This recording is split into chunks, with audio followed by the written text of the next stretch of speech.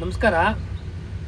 ತಾಯಿ ತನ್ನ ಹೆಣ್ಣು ಮಗುವಿಗೆ ಬ್ಲ್ಯಾಕ್ ಮೇಲ್ ಮಾಡ್ತಾ ಇರೋದು, ಇವತ್ತೇನಾದರೂ ಮಾರ್ಕ್ಸ್ ಕಮ್ಮಿ ಬರಲಿ ಕಣೆ, ಐತೆ ನಿನಗೆ ಮಾರಿ ಹಬ್ಬ, ಈ ರೀತಿ.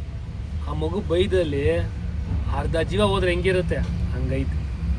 ಮಧ್ಯದಲ್ಲಿ ನಾನು ಒಂದು ಮಾತಂದೆ, ನಿಮ್ಗೆ ಯಾಕೆ ಇದಲ್ಲ ಅಂತಾರೆ ಗಾರ್ಬಿಡ್ತು. ಹಿಡಿದ್ರು ಹೋದ್ರು. ತಂದೆ ತಾಯಿಗೆ ಒಂದು ವಿನಂತಿ, ಇದು SSLC ಎಕ್ಸಾಮು, ಇನ್ನೂ ರಿಸಲ್ಟ್ ಬಂದಿಲ್ಲ, ಮಧ್ಯಾಹ್ನ ಬರುತ್ತೆ.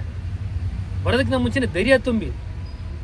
SSLC ಫೇಲ್ ಆದರೆ ಜೂನಿಗೆ ಬರೀಬೋದು ರೀ ಎಕ್ಸಾಮು, ಬರೋ ವರ್ಷ ಬರೀಬೋದು.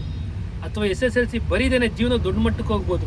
ಯಾಕಂದ್ರೆ ಜೀವನ ಇನ್ನೂ ತುಂಬ ದೊಡ್ಡದಾಗೈತೆ, ಇದೊಂದೇ ಜೀವನ ಅಲ್ಲ. ಧೈರ್ಯ ತುಂಬಿ. ಮಾರ್ಕ್ಸ್ ಕಮ್ಮಿ ಬಂತಾ, ಧೈರ್ಯವಾಗಿರೋ. ಫೇಲ್ ಆದ, ಧೈರ್ಯವಾಗಿರೋ. ಯಾಕೆ ಹೆದರ್ಕೋತೀಯ? ಆ ಸ್ಕೂಲ್ಗಳ ಮುಂದೆ ಮಕ್ಕಳನ್ನ ಮಾತಾಡಿಸಿ ಅದು ಹಿಂಗವ್ರೆ, ಭಯ ಇರಲಿ ಜೊತೆಗೆ. ಪಾಸ್ ಆದರೆ ಏನು ಮಾಡೋಣ, ಫೇಲ್ ಆದರೆ ಏನು ಮಾಡೋಣ, ಅದು ಧೈರ್ಯನೂ ಇರಲಿ. ಆ ಜವಾಬ್ದಾರಿ ಇರೋದು ತಂದೆ ತಾಯಿ ಮೇಲೆ. ಪ್ರತಿ ವರ್ಷ ಪೇಪರ್ ಓದ್ತಾ ಇರ್ತೀವಿ. SSLC ರಿಸಲ್ಟ್ ಬಂದಮೇಲೆ ಮಾರನೇ ದಿನ ಎಷ್ಟೋ ಮಕ್ಕಳು ಸೂಸೈಡ್ ಮಾಡ್ಕೋತಾರೆ. ಫೇಲ್ ಆದ್ರಂತಲ್ಲ, ಮಾರ್ಕ್ಸ್ ಕಮ್ಮಿ ಬಂತು ಅಂತ. ಕಾರಣ ಏನು? ಈ ರೀತಿ ಹೊರೆ, ತಂದೆ ತಾಯಿ ಹೊರೆ ಹಾಕೋದು. ಈ ವರ್ಷ ಆ ವಿಷಯ ಬರದೇ ಇರಲಿ ಅಂತ ದೇವ್ರ ಹತ್ರ ಕೇಳ್ಕೊತೀನಿ. ಮಕ್ಳಿಗೆ ಧೈರ್ಯ ತುಂಬಿ. ಯಾಕಂದರೆ ಜೀವ ಹೋದರೆ ಮತ್ತೆ ಬರಲ್ಲ. ಅದು SSLC ಮತ್ತೆ ಬಂದೇ ಬರುತ್ತೆ.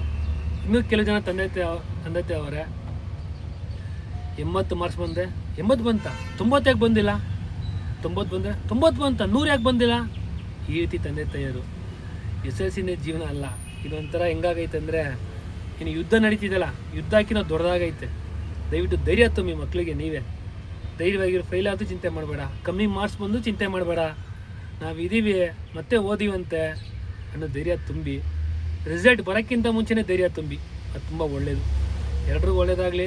ದಯವಿಟ್ಟು ಈ ವರ್ಷ ಯಾವುದೇ ಮಗು ಜೀವ ಹೋಗದೇ ಇರಲಿ. ಎಲ್ಲ ಖುಷಿಯಾಗಿ ಸಂತೋಷವಾಗಿರಲಿ.